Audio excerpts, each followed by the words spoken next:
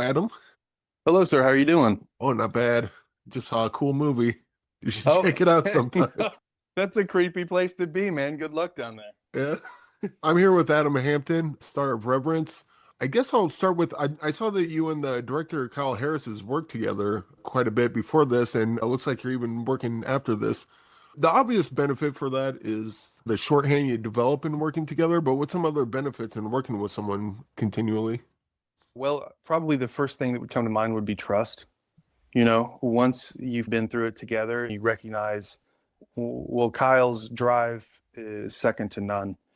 And his passion for the stories that he's telling, that he seeks to tell. As an actor, he's a brother to me, honestly. Like in preparation for a role and breaking down the script, he's always available. He's always ready to talk about it. We talk about things for hours and hours, probably like in ways that would kill a normal human being. We're obsessed with the journey. And so Kyle matches the enthusiasm that I have, surpasses it in some cases. And I think just having that experience. I mean, like people talk about being on film sets is like summer camp and the bonds that you have, dealing with hard things and going through, the obstacles of telling stories. And, once you've had that, you formed a bond, you keep doing it, then it's like you become it's like family. Yeah. And your character in this he's dealing with a bunch of darkness, sadness, anger, all those sorts of things. I'm guessing on the set, it doesn't get that intense, or maybe it does. Like when you do something like this, you're like, God, I hope my next project's a romantic comedy. I just need to, I need to decompress for a bit. Right. Yeah. I don't know.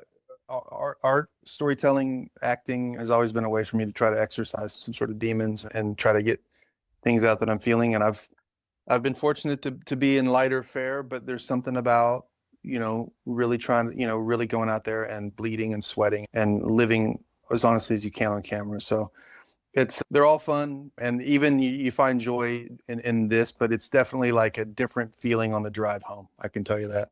Yeah. What was the start of this story? Like, did Kyle just give you the script and you're like, yep, we're doing it? Or was this something in development that you were developing with them for a while? Or Actually, I mean, I remember having a script reading with Kyle many years ago, and it was a missing person script, akin to this one, not exactly.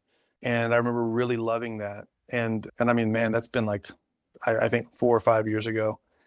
And then I think he picked this back up and started putting it together. I think once he set it in small town Oklahoma, before it was out like sort of at a camping area or something, I think it really picked up, and he started putting down like the roots of the narrative.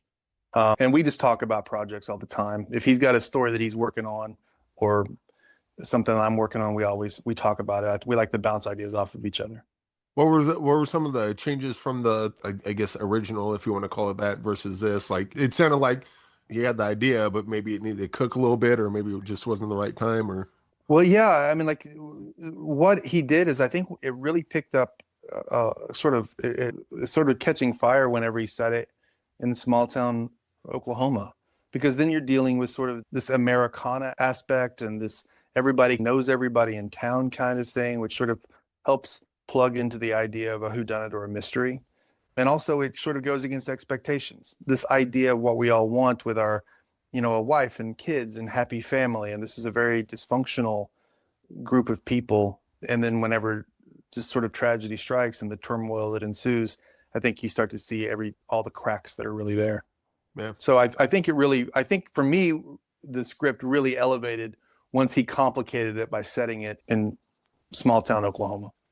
What's your approach to acting? Because again, as I mentioned, like your character's really dark in this. Is that something you can turn on and turn off, or is that something you got to kind of wallow in and ramp up to, and then ease off of once they say cut? Yeah, I think I prefer to try to stay in it as much as possible, just because I think that helps me as authentically as I can. Now, clearly, I'm not going through the same sort of like horror that Shannon was dealing with, but the more that I can sort of stay in that mindset and try to stay focused on that, I think the more authentic the performance is. So the heavier roles, I tend to try to stay there as much as I can. And then what about like working with other actors? Because I figure like both when you're in the scene, filming it, but also like the, you practice the scene or, read through the Sure. script or whatever. Like, what's that kind of collaboration like? Well, everybody's different, and so you'll have some actors that are able to come in and turn it on and turn it off. And hey, what'd you do for lunch? And what's going on after this? And what's going on this weekend? And I'm like, hey man, I just want to sit over here and listen to like horribly sad music and do push-ups or whatever. That's also the fun of what we do. And there's a lot of personalities on a set. There's a lot of personalities of a crew, and then of course with the actors as well. So like Kenny Pitts is in the movie. He plays Byron Ogden, a gentleman that I encountered towards the end of the film. And he's one of my oldest friends. So he and I have a fantastic shorthand. And so when we're, getting to engage on set, we both know how we work. And that's fun. I've worked with several of the people in this film before, and then a lot of them I haven't. That provides its own sort of reward in the experience of dealing with people that I've never worked with before. Is there any sort of jazz to that when working with other people? Like, obviously, you got the script, you know the lines you're supposed to do, but like maybe someone says a line in a certain way, and that might trigger you. It's like, you know what? I've been doing it this way, but maybe I'll go this direction instead.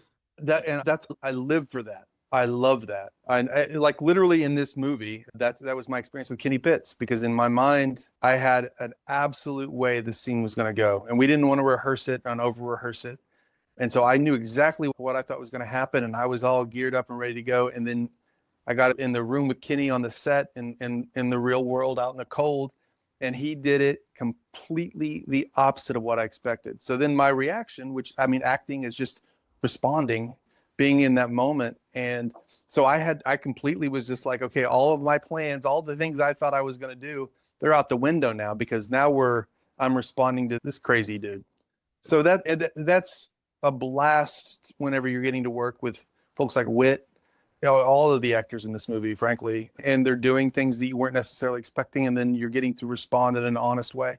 And that's a buzz, man. But yeah, this could be real exciting. It's like you capture something on film. It's like there's no way you could have written this or did it. It's just that alchemy sort of in collaboration. Absolutely. Alchemy is a great word for it. Yeah. Well, Reverence will be available in select theaters, digital on demand, November 21st, which it's this Friday. So definitely check that out. But before I let you go, I just want to get a movie recommendation from you, either something that's personal to you or a movie that's like, this one's really good. No one talks about it. Oh, wow. You know what? I'll say that just a few weeks ago, I saw the new Springsteen movie, Deliver Me From Nowhere, and I absolutely recommend folks to go see it.